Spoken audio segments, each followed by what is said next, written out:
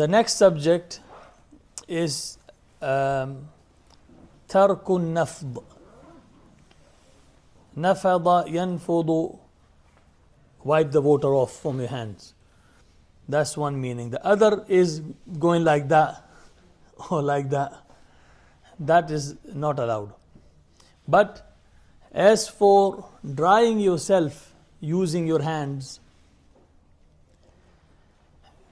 the Shafi'is and the Hanbalis, actually even Hanafis, they have mentioned that they dislike it. And there is a lot of talk whether it is okay or not. And for some it is more preferred than the other view. It's not a massive issue.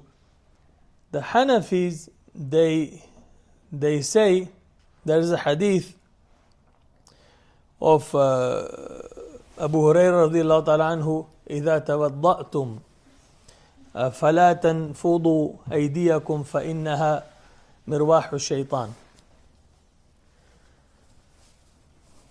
But that hadith really is da'if.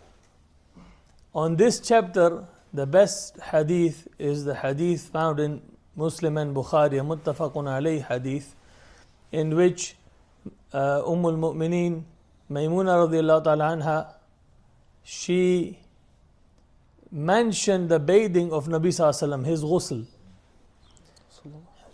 And then after that she mentioned that I gave him something, a cloth to wipe himself off, but he didn't prefer it. So but rather he started to remove the water off, wipe the water off himself using his hands.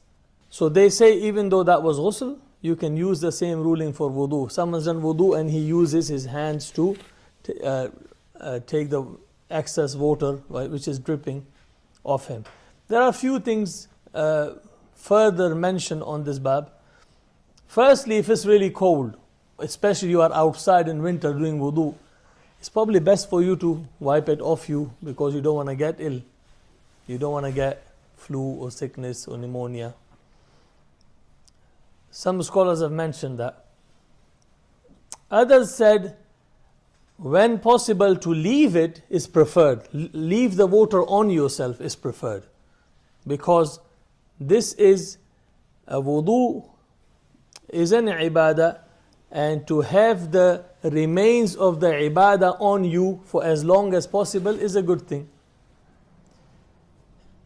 Thirdly, if you are in a place water dripping off you will cause someone to slip, then you shouldn't be encouraged to walk around water dripping off you.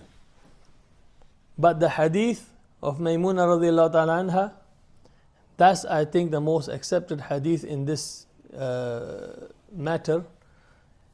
But overall, it's not big deal if someone does wipe himself off or someone doesn't. What is preferred by many scholars, to leave it if it doesn't cause you an issue. If it's not cold, leave the water on you. It's athar, is the signs of the wudu, and is the remaining which is good for you. So it is allowed within the madhahib. As for the hadith which says don't do it, that hadith is da'if, and the hadith of Maymuna radiallahu ta'ala anha concludes it all, that Nabi sallallahu alaihi wasallam is actually wiped water off him. What you can't do is like raise your hands and up and down so everyone can benefit from the remains of your wudu. That's not required. That's not good. That's enough on that subject.